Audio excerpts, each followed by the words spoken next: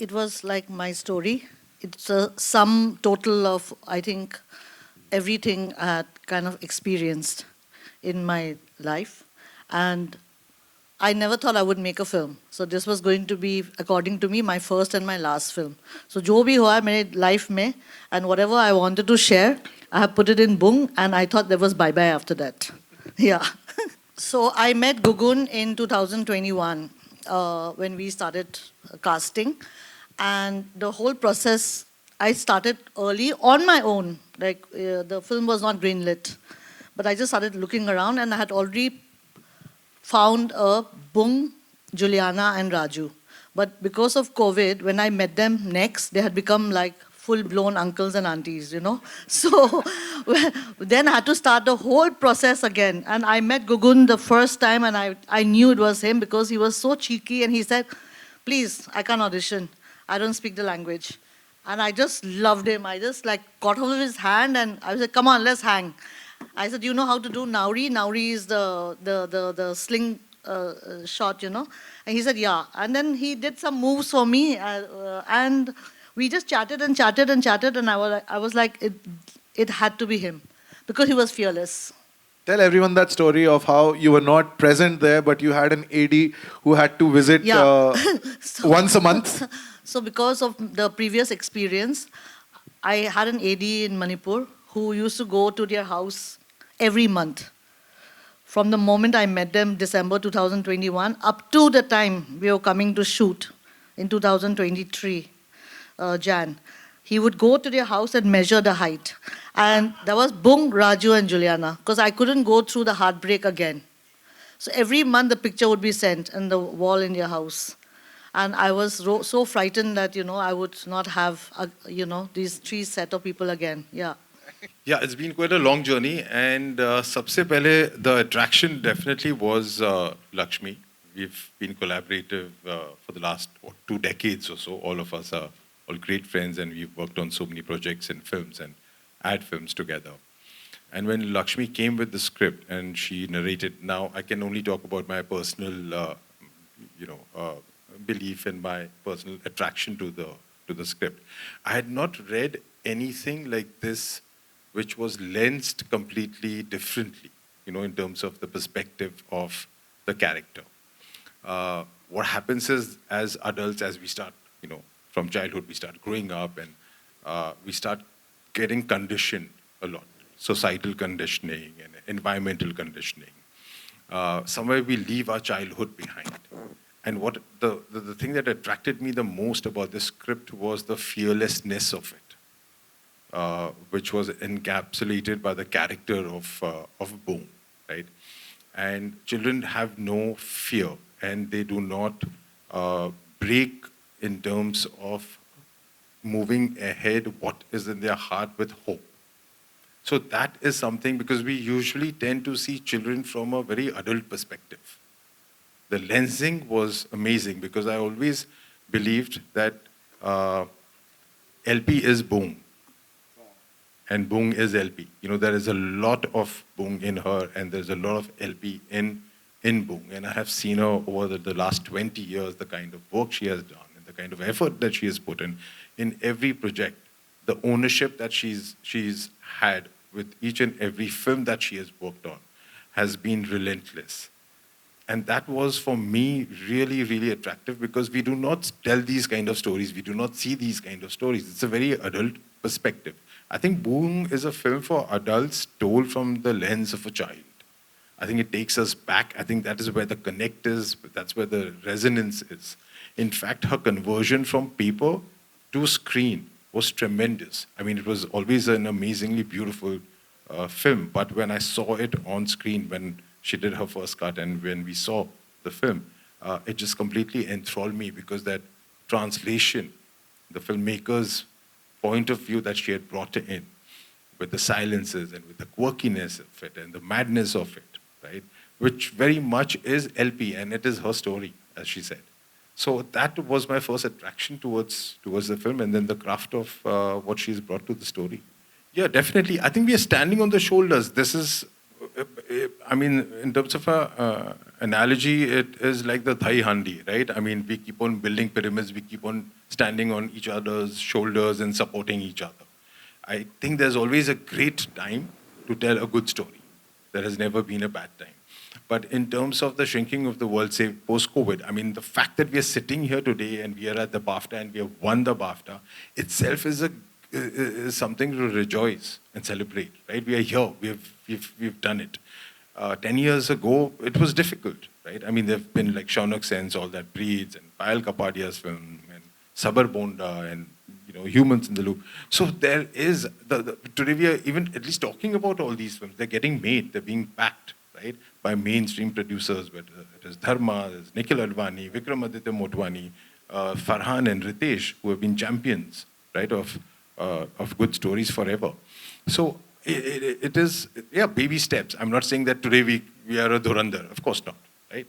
But there is a lot of space. There is a lot of space. There's a lot of stories to be told in India. And I think we are redefining that space and giving it some shape and form now. And I think BAFTA provides that impetus to filmmakers more than anything else, right?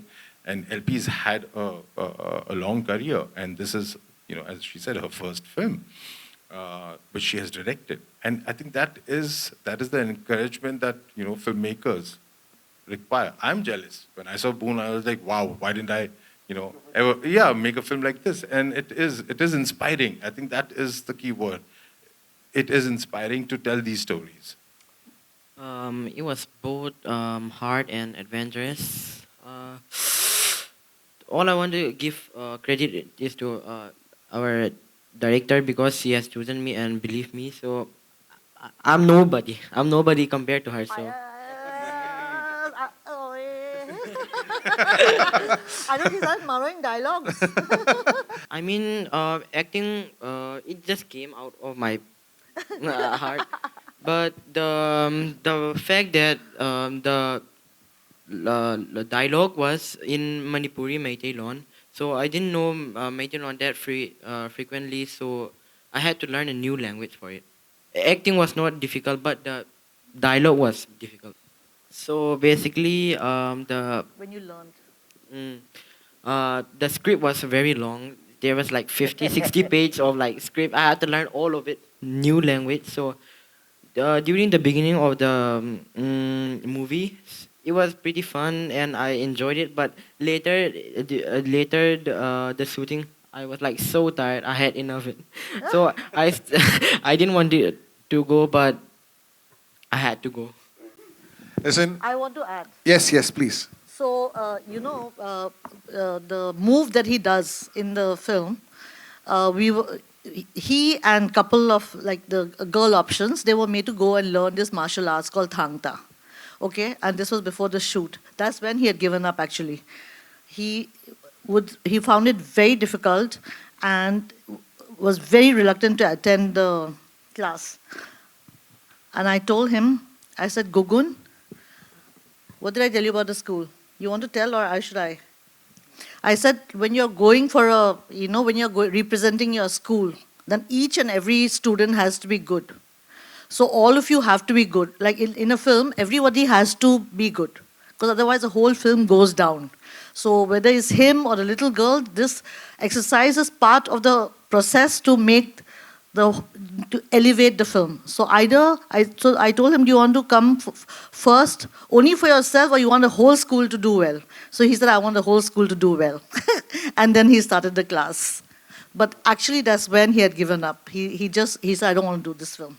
I want to tell you that whatever you spoke, I after a long time I heard such good Hindi, like the Delhi Hindi. Thank you, ma'am. Thank you. To answer your question, firstly, I really don't like to be put in that box of a female director. Okay. Because I think there are too many boxes like I've been fit into, Northeastern, from then a female, then, it becomes too many things. I've never looked at myself like that. Also, particularly having come from Manipur, where the women are really strong. So you actually feel really bad for the men there, okay? Yeah. And the challenge was, nothing to do with the situations or nothing to do with the filming. The challenge was only to do with myself, whether I can direct this or not, because I had already been on sets of very big films. So this was like a really small film compared to that. So all that process, I could have done it in my sleep. So it was like whether I can really realize what I have written, and put it out there. So everybody else was good in their job. My cinematographer, my producers knew what they were doing, editor XYZ, but only I didn't know. So it was it was like trying to convince myself and pep myself up that you can do it. Yeah. Thank you, ma'am. And Gugun, I want to ask, what was your first reactions when you heard about the big recognition, BAFTA? Yeah. So, first of all, I want to say that I was pretty upset that they didn't call me. Because I would love to go there. So I was shocked at how good our film got. If even first, I was like shocked that we got selected like with international movies like Zootropolis, Nilo and Arco. I feel that it was like all a dream. No, and also tell them about what Zootropolis, how long you've been watching, whatever you're telling me outside. During the selection, there was a movie called Zootropolis 2. So it was my favorite childhood movie. I've been watching it like 2015 or 16, and when I saw the name Boong with Zootropolis, I was like, what? About girlfriend? You can talk to Raju. Yeah! All right, Rekhaji, thank you. Sorry, we are very Yes. jungly. We earlier had, it's a long history, but just to keep it short, we were following the Bengali script. And then we have now resorted back to our ancient script, Meitei Mayek. That's what you see in under the Boong in English. I don't think so. I mean, I can't be I'm not an expert on this. It's like I said about the Bengali script. It's about just reclaiming what you were, originally. Hence, that's why the change in the script. But it's very ironical. I'll give you a very interesting fact that in the Manipur newspaper, there will be the Bengali. The same news will be in Bengali, and the other side will be with the Meitei Mayek, and all the children born after, I think, 2000 will know the Meitei Mayek, and all the people born before 2000 will know the Bengali script. So, I mean, I don't want to go into it. If you Google and sing, you'll get all the info. Yeah. So what I wanted to adapt was, not adapt, sorry, I wanted to pay tribute to little things. So I adapted that it's a Sangai.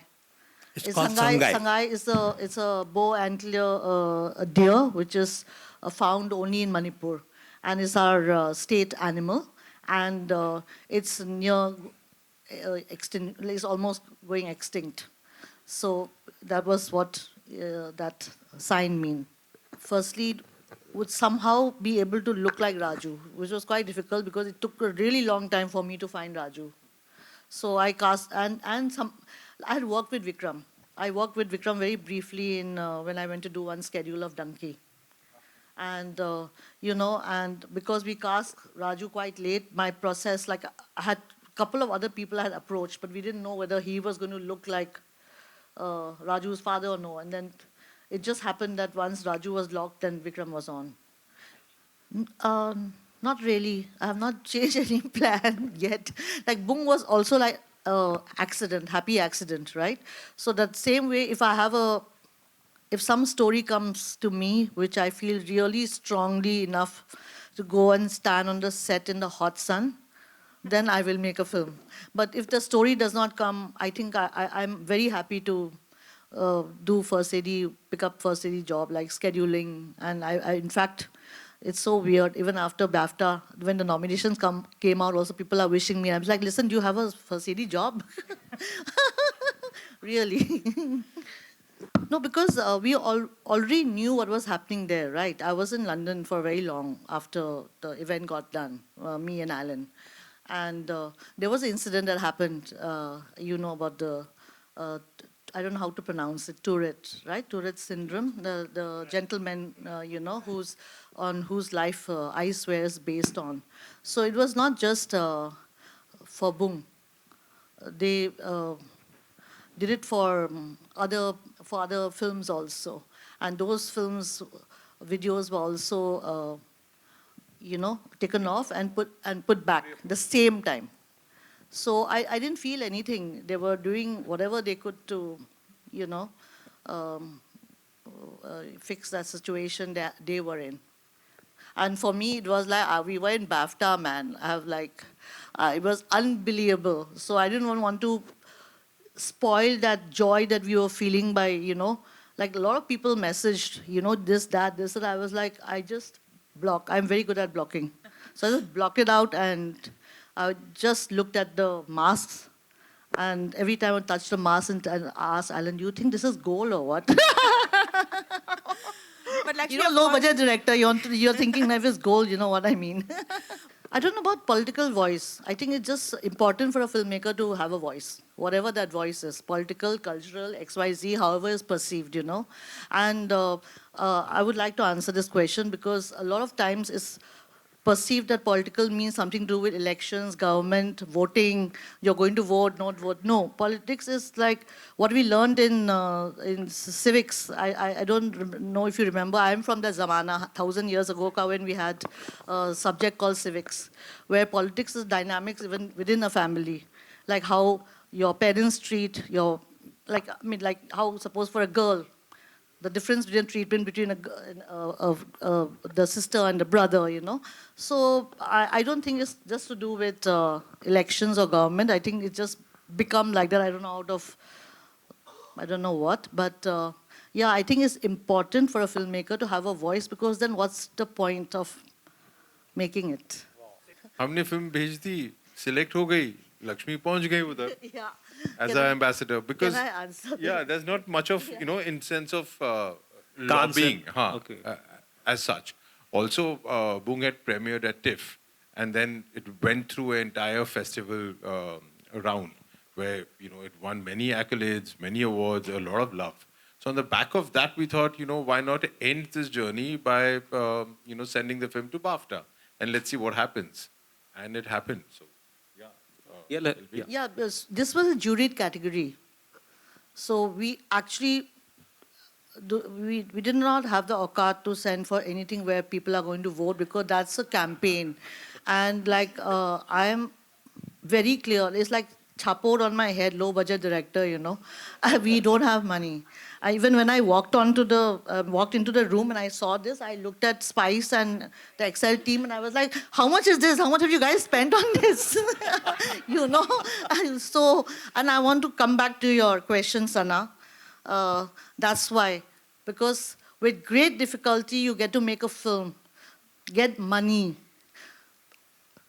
You know, it's like a challenge. And having worked in really big productions, but now having done an very indie regional and cinema, like a film like nobody's even heard of Manipur, forget Manipuri, you know. So it was a huge challenge, and I know if I have to do again, it'll be again a huge challenge. So I will not make a film, or I don't think neither should anyone, if they have nothing to say and they don't have a voice. It's like waste, no, of an opportunity. Boong, na, it's, I think, some things which I've experienced since I had an understanding, or when, like, even as a child, maybe like 7, 8 years, and it's been brewing up for so long. So I think what has happened in Manipur is still very close to me. I need distance.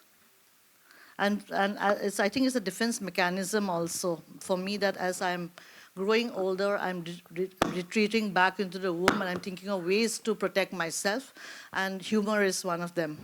So I need to be able to look at that lens objectively, which I can't right now. Yeah, maybe in future, who knows? Because we just went for the award function, so we did not meet, you know. I did meet the head of the jury though, so it was really lovely meeting him. But everyone seemed kind of, I think when they watched the film, they must have Googled. So this pretty much was quite they were able to talk about, okay, so there's a place, Manipur, this happening, and etc. etc. I think, I think this is the same thing, right? We are curious about Korean cinema, about Spanish cinema. So I think that curiosity in terms of, film as a grammar is existing. Nobody asked. I don't think those things matter. I think it is purely on merit of the film, right? Especially BAFTA, as I said. We entered the film, it got selected, it got nominated, we landed up there and we won the award. So the journey was pretty simplistic in that sense, of course, overwhelming in terms of the award. Oh my God, we're not even thinking like awards and all this. Yeah, it's like this happened by fluke. Boong has been a series of unplanned happy accidents. So it's like we have this thing called shaman in Manipur, where you get possessed, right? And the priest starts, something starts taking over you. So like that, the film got possessed, I think. Okay, started having his own journey. We never had anything planned. So Boong would have never got released hadn't XL been there.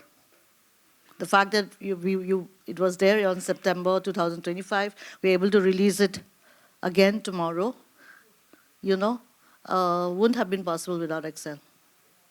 And just to add to that, and we are seeing this change, right? I just mentioned the spaces shrinking. The fact that you all are sitting here, we are sitting here, right? It's a good, happy thing, right? We are, celebrating this. 10 years ago, we were not, right? And there's so many, whether it's Dharma, as I said, there's so many mainstream production houses who are backing this kind of cinema. And there is a space, and there is a business and commercial angle also to it, to which we need to start exploring. And it's great in that sense of it. I think I've said it like in almost every interview that first happened in 2024, that it's loosely inspired by, my grandfather, who used to yearn for his father, who was in exile in Myanmar, and like his, my great-grandfather had become like a mythical figure, and everybody in the house would be talking about him. And everybody had their own takes, or relatives used to wonder what happened. And when you're a child, a lot of adults talk in front of you, thinking that you don't understand. But I think I was so fascinated by it. I was really fascinated by what happened to him, and Boong is kind of symbolic of all the people who are left behind. You have to ask the people who are making the films, they choose the story, and the story defines the genre.